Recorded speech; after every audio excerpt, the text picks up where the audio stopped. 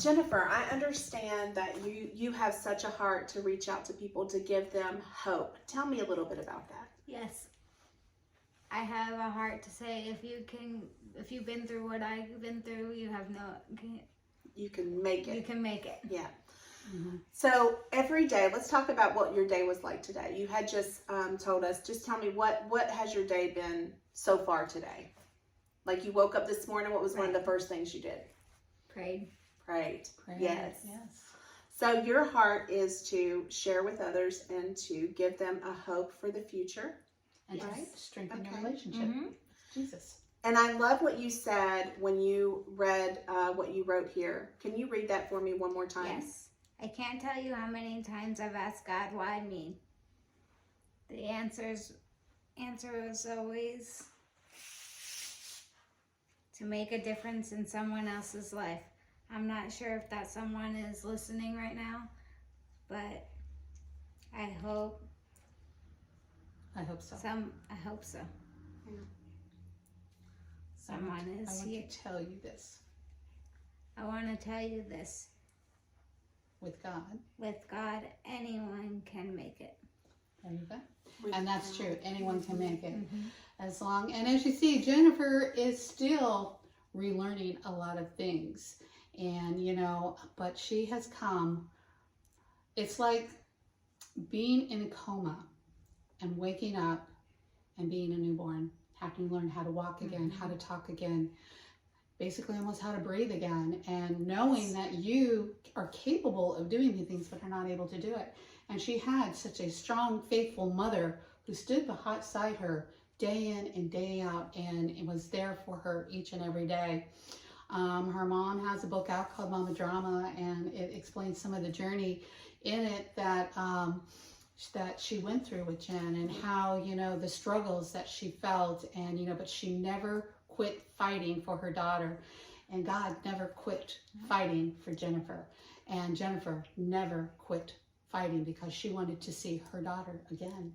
And that is all happened. Her daughter is with her now, and even though some things have changed, some things have been made new and even made better, right? Oh yeah. But Jennifer is growing in her walk with Jesus. She's growing in her walk every day. She's walking. You're even standing and walking some now, right? And I believe that I seen a video where you even danced with your dad at your sister's wedding. And that was a major accomplishment, was it not? Made everyone cry. Yeah, it made everyone cry. So, yeah, Betty, how did that make you feel when you seen Jennifer dance with her dad after all this time? Well, when this first happened, and literally Jennifer could not breathe on her own.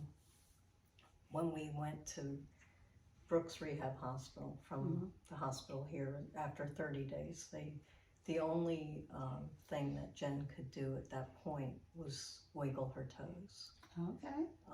They didn't know whether she was wiggling her toes in response to something or just wiggling her toes randomly. That was as a reflex. That was it. There was no other interaction. So Brooks Rehab Hospital said, "We'll take her, but we don't expect much to happen." And they gave us about 2 weeks. They said in 2 weeks' time, if there's no progress, she'll have to be released to a rehab somewhere. Okay. So to say that, to see her dancing after seeing Her not being able to breathe on her own. when they transferred her, they had to put in a trach. Well, she had the trach in, but they had to transfer her via ambulance because they had to keep her breathing. And throughout our stay at Brooks, she had every day about 5 sessions of rehab, which they taught her how to breathe, how to eat, how to swallow. Yeah, but you had a mindset. You had, or not a mindset, but a mindset, not a mindset, a mindset. I don't know why. I was getting all wrong. But it's my understanding that when I read in the book, it said that you were determined to walk out of that hospital. Oh yeah. That you didn't care how long it took, you just kept fighting, and your mom said you just kept fighting, you just kept showing up, and the doctors and the rehab people just could not believe what you were doing. Yeah, they absolutely had no. And the one thing I want you to tell me about, before you left the hospital, you had one of your students that was in the hospital. Yes, That was one of your very favorite all-time students. favorite. And he had what was cerebral palsy. He had cerebral palsy, and I walked in to visit him. And you walked in to visit him, and because he was very bawling. He was very concerned about you, because he had heard about what had happened to his favorite teacher. So I think that's remarkable in itself, Jennifer, that that you would walk into this boy's room. You were still thinking about someone else other than yourself.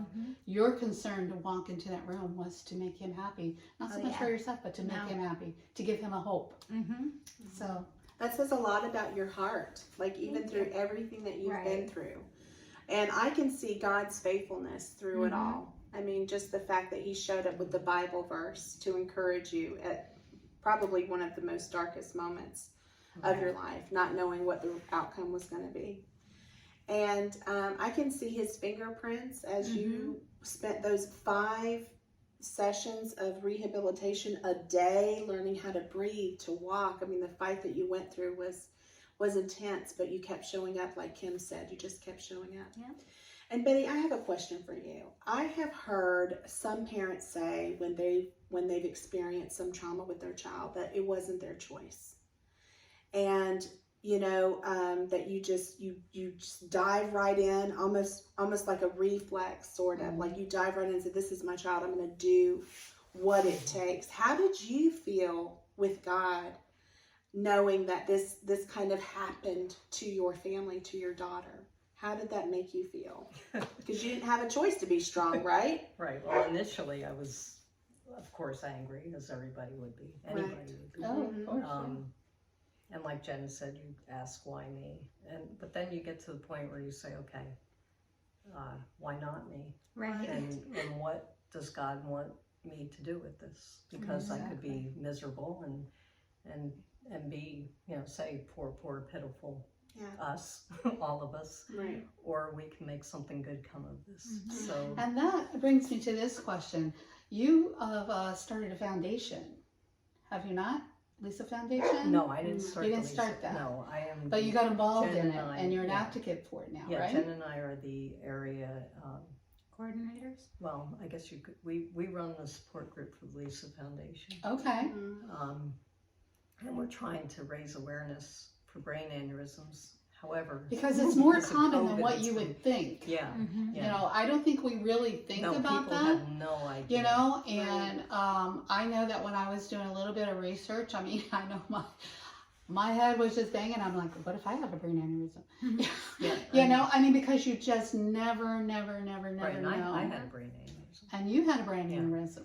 and it tends to run in Obviously, I families. wouldn't have gone out for a run if I thought I was going to have a brain. Exactly. I mean, but And the results from every brain aneurysm is just so drastically different. What Right, happens to right, one person right. may not happen to another. Mhm. So tell us a little bit about the Lisa Foundation. What is it that they're doing to kind of find out? The Lisa Foundation is mainly about awareness. Awareness, Because okay. there's a lot of foundations that do research, Mm-hmm. but there aren't many that bring awareness Right. to what exactly happens when you have an aneurysm, or the signs and symptoms of an aneurysm. Mm-hmm. So that's more their focus. Okay. Lisa Calagrassi was a news anchor in New Okay. York. Not an anchor, a news reporter. Mm-hmm. She was out on an assignment and was on her way home when she suffered her brain aneurysm and she died. Mm-hmm. And her husband's the one that started the Lisa Foundation. Okay. And then we got involved through the local brain aneurysm support group here, but we didn't feel like that support group was really focusing on the right things. the right things, I Yeah. guess you'd say. So we sort of branched off to the Lisa Foundation support group. But then COVID happened, and we've sort of been on hold. Right. Yeah, understandably, yes. And that's what Two Girls in a Bible does. We want to bring awareness to different things. Jennifer has this saying about a star. Oh, there's enough space in the sky for a multitude of stars. In other words, we all have something that God has given us in our hearts. There's a special grace over you to go through a situation. And I know there's nothing but grace to have gone through what you guys have gone through. And the fact that you would take that and say, okay, what does God want me to do with this? And be willing to even run a support group for a foundation, creating awareness just around this issue, this problem that Jennifer went through and you went through, Betty. And so our heart is just to let people have a platform to tell their story and to share what God has written on their hearts. And even if it wasn't Betty's choice, it's not Jennifer's choice that this is where they have found themselves, but they're going to take what has happened to them and what the do enemy the meant for best. evil, God will turn for good. Yes, That's right. Yes. And so that's really our heart. And that's why we wanted to share Jennifer's story and be here with Betty. And I just want to say this, Betty, I got to say this. Betty is an amazing writer. Yes, And God has lined us up, and she's actually helping us write Tanya's story. So we are excited about having Betty on our team. And a children's book. And a children's, A children's series. Can I say, I better not, Can can we I say say that? the name? Can we say that? Sarah Pearl Patterson. I cannot wait for this to come out. I'm This is loving gonna be it. I love amazing. it. I love it. We are excited about this. So those things are going to be coming down the pike real soon, and we're just excited to be here and be a support for you guys. And if you guys ever want to have something that you want to share, Jennifer, on our platform, we want to leave that door open for you. Anytime you want to share anything, you call us up and say, hey, I want to do this, I want to share this, I want to say that. We want to make that available for you guys. So. And one thing I want to say, when we were talking with Jennifer earlier, probably a few weeks ago, she told us, I said, what do you want to do with your life? And she said that someday she wanted to be a motivational speaker. Yes. And I think that that's the direction that maybe God is pointing her in, That's to lining her up with this foundation to where she can be an advocate for people who have lost their hope. People who like, I can't get through this. But through her, they see that there is a way out. And not only will she be able to help them through their journey of their trauma, but that she'll be able to lead them to Jesus as well. That's right. Because basically that is her heart, I believe. Am I right? Absolutely. Yeah. Okay. So if you were being a motivational speaker, what are some of the things that you might want to talk about? What is something that comes to mind? Don't give up. Don't give up. And that is a great place to start. Yes. When you're motivating somebody, the main thing that they want to talk about is that you can do it. Right. You never give up. You keep pushing forward. And I think you're a living example of that. you're a living example of that. You're constantly pushing forward, getting better and better and stronger every day. And we just wanted to raise awareness that there is hope when you have such a trauma as what Betty had, as well as Jennifer. And we feel so honored to just be with you guys and Yes. allow you guys to do that and be able to share in this, Well, thank you for giving Yes, us of this course. platform. yes, great. this Yes. journey together. It Yeah. feels, Yeah. you know, it feels like community, you know. Community, yes, Yeah. of course, yeah. So anyway, we are excited. We are Jennifer. excited, and we are going to be putting up some of the things that Jennifer went through. I Yes. remember one in particular of her I love those videos. turning, trying to put a cap on a bottle. And Right. you would think that's one of the easiest things to do, Yeah. but when you go through a trauma like this, that was a major accomplishment. Oh, yeah. Right. And When your hand looks like this, yes. Yeah. yeah, exactly. I mean, the fact that I have you're sitting with a paragraph in front of you, Jennifer, that you've That written you wrote. out. That Right. is huge. That and is huge. so, yeah, I love that. And so we just want everyone to know that you have a platform with Two Girls in the Bible. Thank Yeah. you And so then we much. also want you to know that you will Always always have a friend with Two Girls in a Bible. We'll catch you next time. God bless you guys. Bye-bye. Bye.